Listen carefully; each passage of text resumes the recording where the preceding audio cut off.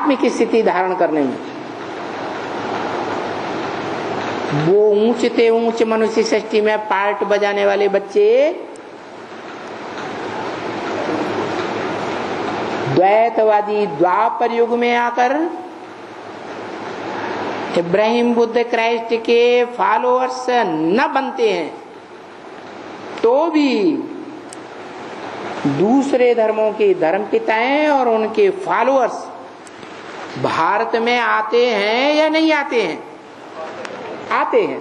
तो उनका संघ का रंग लगता है या नहीं लगता है? लगता है। कोई बड़े आदमी का बच्चा हो, राजा का बच्चा हो और गरीब आदमी का भी कोई बच्चा हो और दोनों कुसंग में आ जाए तो ज्यादा कौन बिगड़ेगा? है? बड़े आदमी का बेटा ज्यादा बिगड़ेगा। तो ऐसे ही ये दुनिया की सबसे पावरफुल आत्माएं ये कुसंग में आकर के द्वैतवादी द्वापर युग से जब से धर्म पिताएं आते हैं देहधारी, इनके संग में और इनके फॉलोअर्स के संग में आकर के सबसे नीच कर्म करने वाले बन जाते हैं।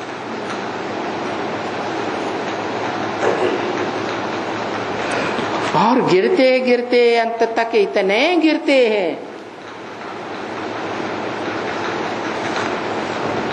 कि राम वाली आत्मा रावण बन जाती है और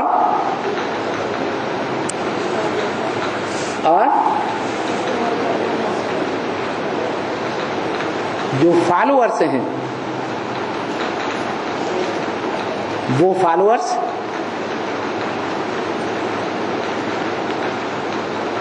सारी सृष्टि को रुलाने वाले नहीं बनते हैं तमो प्रधान बनने पर, है बनते हैं। इतने तामसी बनते हैं कि दुनिया में जो एटॉमिक एनर्जी तैयार करने वाले नास्तिक हैं रशिया के, वो जितना भय पैदा नहीं कर पाते दुनिया में, उनसे कई गुना भयंकर रूप धारण करने वाले ये राम और राम के फॉलोअर्स बन जाते हैं जो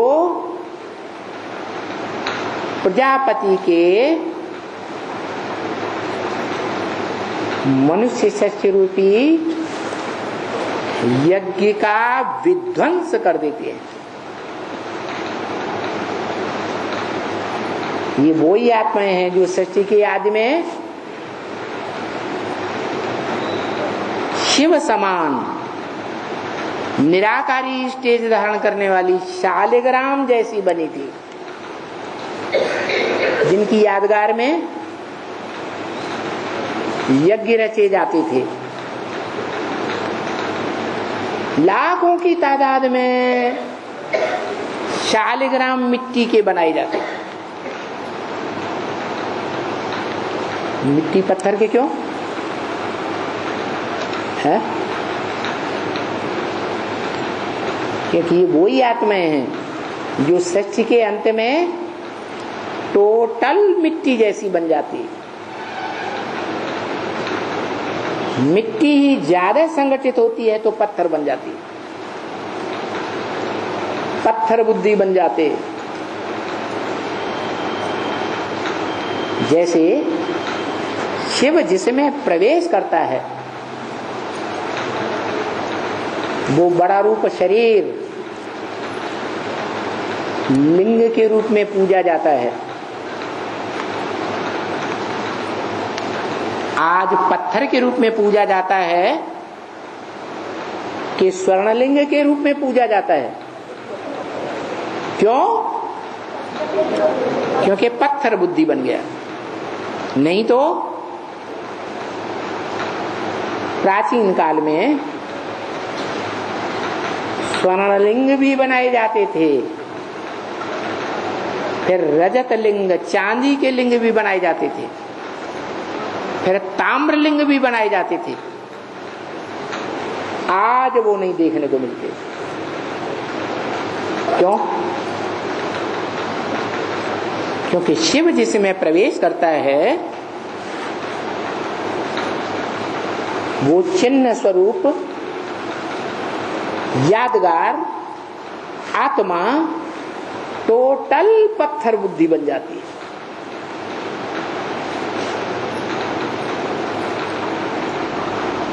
जड़त्वमयी वैज्ञानिकों की बुद्धि जैसे पत्थर बुद्धि बनी हुई है, उनका भी बाप बन जाती है और सारी सृष्टि का विनाश कर देती है। कहेंगे जब विनाशकारी बनती है तो उसमें थोड़ी भी भावना होती है मनुष्य सृष्टि के मानवीय बच्चों के प्रति? भावना होती है? बिल्कुल भावना नहीं होती, पूरा पत्थर बुद्धि।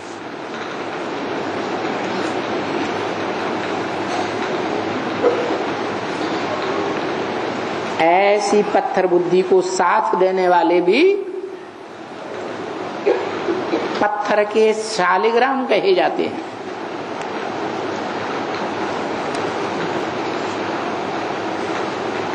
शालिग्राम छोटे छोटे होते हैं और लिंग बड़ा दिखाते हैं। वो बाप है, वो बच्चे हैं। इसलिए यादगार में प्राचीन समय में जब यज्ञ रचे जाते थे तो लाखों की तादाद में कोई सेठ लाख शालिग्राम बनवाता था, कोई 2 लाख, कोई 3 लाख, कोई 4 लाख भी बनवाता था। सुबह को बनाते थे, शाम को बिगाड़ देते थे। माना नई सृष्टि का आदि है प्रातःकाल, और नई सृष्टि कभी पुरानी होगी या नहीं होगी? तो कलयुग के अंत में पुरानी बन जाती है तामसी। तो सभी शालिग्राम बिगाड़ दिए जाते हैं।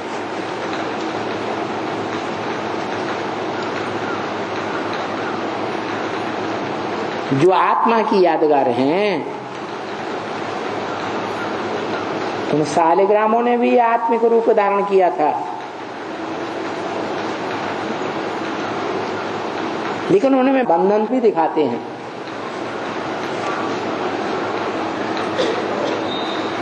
जन्म मरण का बंधन तो लगा ही रहता है। उन शालिग्रामों में से एक भी नहीं है ऐसा जो जन्म मरण के चक्र में ना आता हो। एक शिवलिंग ही यादगार है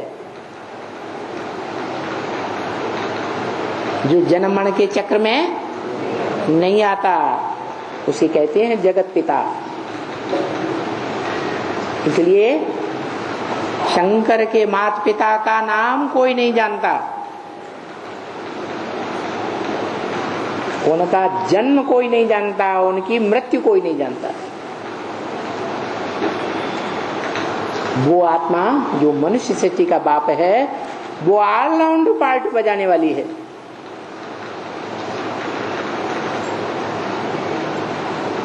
मनुष्य सृष्टि रूपी रंगमंच पर 84 के पार्ट में से क्षण मात्र भी उसका पार्ट खत्म नहीं होता।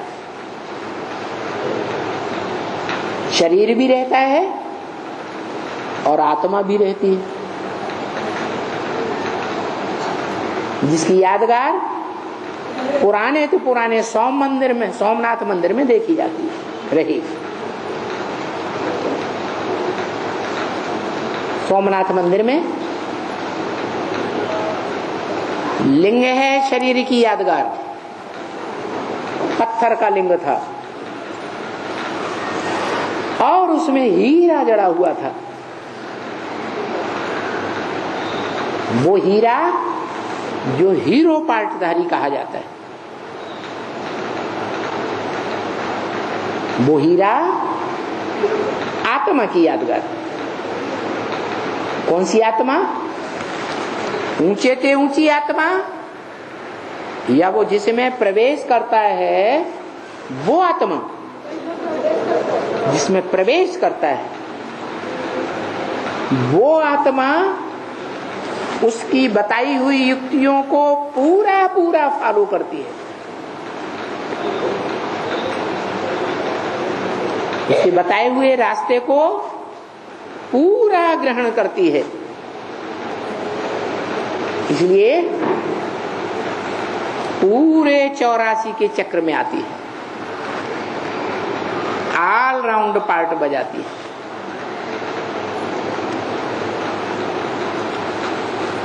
इसलिए सत्य कही जाती है। सत्य कभी नष्ट नहीं होता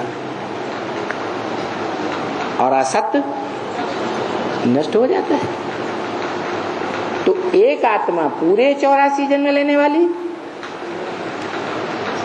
पूरे सृष्टि चक्र में आने वाली, पार्ट बजाने वाली, बाकी सभी आत्माएं कुछ न कुछ परसेंटेज में सत्य या असत्य, कुछ न कुछ झूठ जरूर भरा पड़ा है।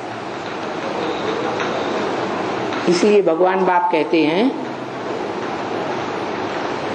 कि अपना पूरा पोता मिल देने वाला कोई करोड़ों पुरुषार्थियों में से एक है, बाकी अपना पूरा दिल खोल करके अपने जीवन की कमजोरियों को, गलतियों को पूरा नहीं बताते, सच्चाई से नहीं बताते। तो उस सत्य बाप को क्या प्रिय है? सच्चाई प्रिय है। सत्य बाप इस सृष्टि पर आकर के सत्ययुग स्थापन करता है, सत्य सनातन धर्म स्थापन करता है। उस धर्म के मुकाबले और दुनिया के सारे धर्म असत्य हैं, गड्ढे में ले जाने वाले हैं।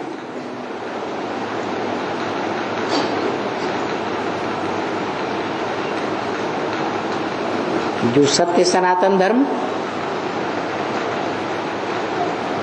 भारत में स्थापन होता है, इसलिए भारत खंड अविनाशी खंड है। भारत खंड माना स्थान भी अविनाशी है।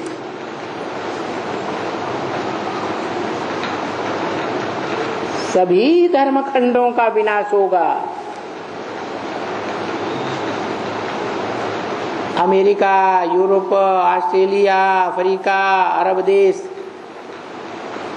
सब समुद्र के गर्त में समा जाएंगे, जलमय हो जाएगी। लेकिन भारत अविनाशी खंड है, क्योंकि यहाँ है भगवान बाप आते हैं। क्यों आते हैं? दूसरे धर्म खंडों में क्यों नहीं आते हैं? हाँ, दूसरे धर्म खंडों में इसलिए नहीं आते कि दूसरे धर्म खंडों में पलने वाली जन्म जन्मांतर की जो आत्माएं हैं, मनुष्य आत्माएं, वो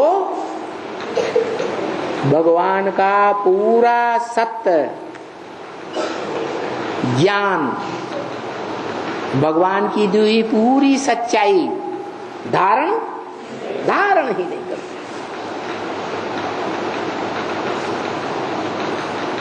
जो धर्मखंड धारण करता है, उस धर्मखंड में भी कोई आत्मा है जिसके नाम पर उस धर्म खंड का नाम पड़ता है भारत। वो चैतन्य आत्मा है, जो भा माने ज्ञान की रोशनी, रत माने लगा रहने वाला, सदैव ज्ञान की रोशनी में लगा रहने वाला है। जब से भगवान बाप आते हैं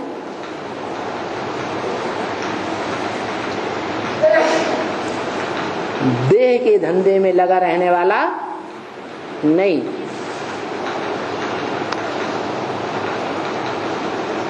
एक होता है स्थूल पेट का धंधा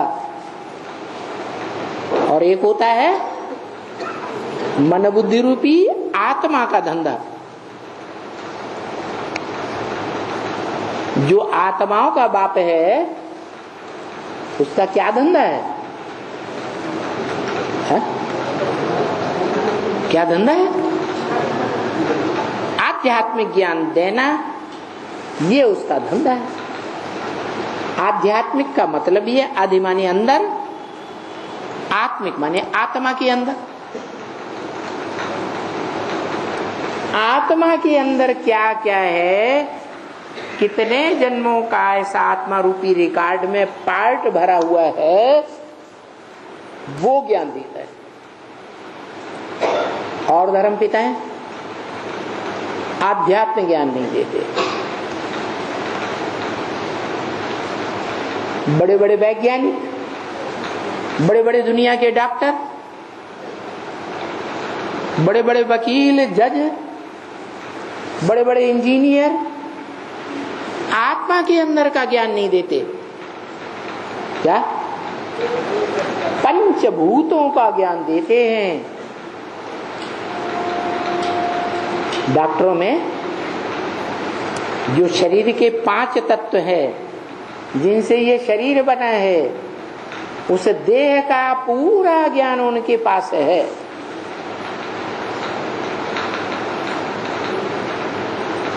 इतना सशक्त ज्ञान जो हार्ट को निकाल के बाहर रख देंगे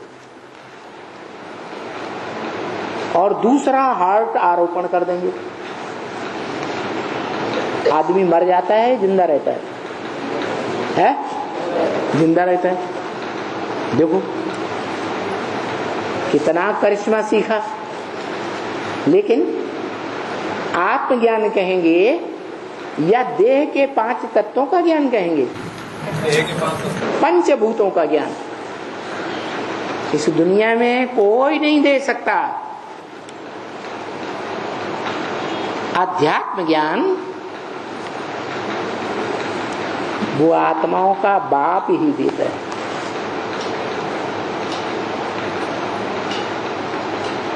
और एक ही जन्म में आकर के देता है।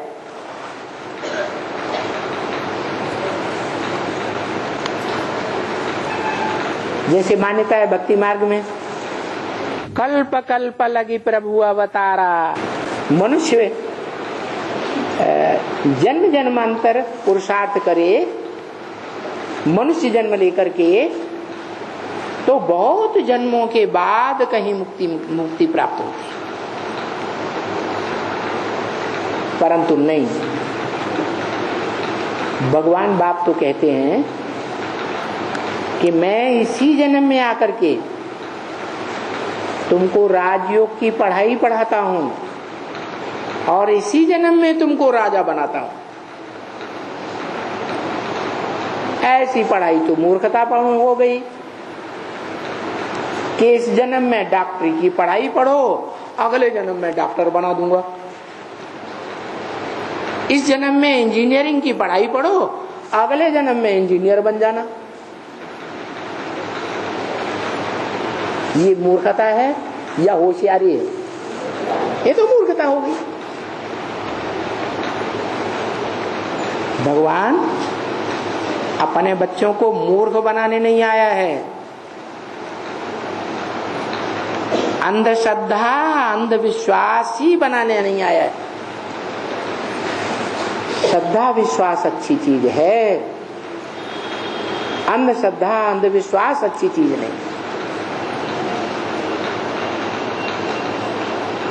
तो श्रद्धावान लभते ज्ञानम। क्या कहा गीता में? ईश्वरीय ज्ञान कौन प्राप्त कर सकता है? जो श्रद्धावान है वो ही ईश्वरीय ज्ञान प्राप्त कर सकता है। जो अश्रद्धालु है वो ईश्वरीय ज्ञान प्राप्त नहीं कर सकता, उसका दुरुपयोग करेगा। जो अश्रद्धालु है उसको नहीं सुनाना चाहिए।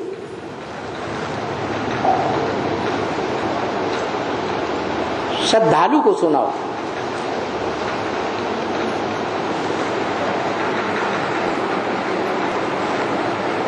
तो शिव बाप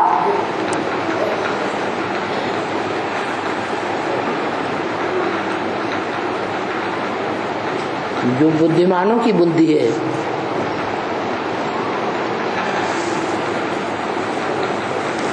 वो नई सृष्टि बनाने के लिए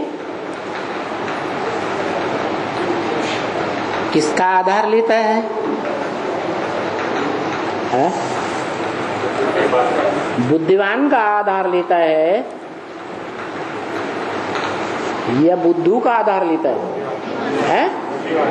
अच्छा, रथ का आधार लेता है या मनुष्य आत्मा का आधार लेता है? रथ बुद्धिमान होता है। रथ बुद्धिमान होता है। अरे रथ, टोटल रथ जिसे कहें वो तो मुर्दा हो गया। इसलिए बोला शिव बाबा कहते हो तो शिव बाबा माने साकार निराकार का मेल, परंतु उस साकार निराकार के मेल शिव बाबा में से अगर शिव को निकाल दें तो क्या बचेगा? मुर्दा बचेगा, शव बचेगा। तो सबको याद करना है, सिंगल को याद करना है या रथ और आत्मा दोनों की प्रवृत्ति को याद करना है। प्रवृत्ति मार्ग में जन्म जन्मांतर रहना है या सन्यासी बनना है? प्रवृत्ति मार्ग में जो सुख है वो सन्यास में सुख नहीं हो सकता।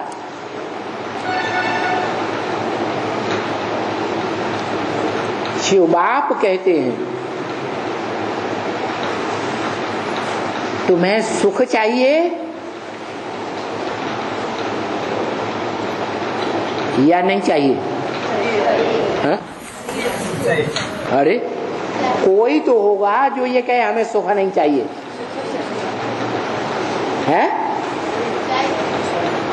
अरे कोई ऐसा हो जो कहे हमें सुख नहीं चाहिए?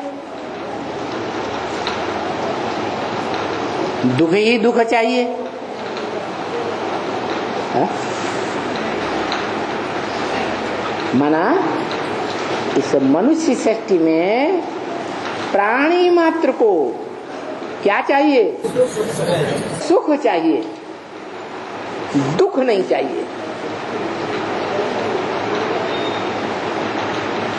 तो सुख चाहिए तो सुख का सागर चाहिए या छोटी मोटी नदी, गड्ढा गड़ीचिया, कोई झील वगैरह वो चाहिए? है सागर चाहिए, सुख का सागर। वो भगवान ही सुख का सागर कहा जाता है। उसके मुकाबले, उस एक के मुकाबले सारी दुनिया क्या है? है दुख का आगार है। एक ही सुख का सागर।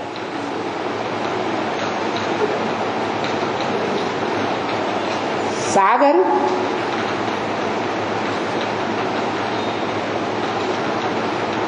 किससे जास्ती से जास्ती क्लोज कनेक्शन में रहता है? जड़ सागर की बात ले लो, हैं? धनी के संयोग में रहता है। दुनिया में 3 हिस्सा सागर है और 1 हिस्सा धरणी है। तो कौन किसको गोद में लेके बैठा हुआ है? सागर धरणी माता को गोद में लेकर बैठा। वो जड़ की बात हो गई। ऐसे ही जो सुख का सागर है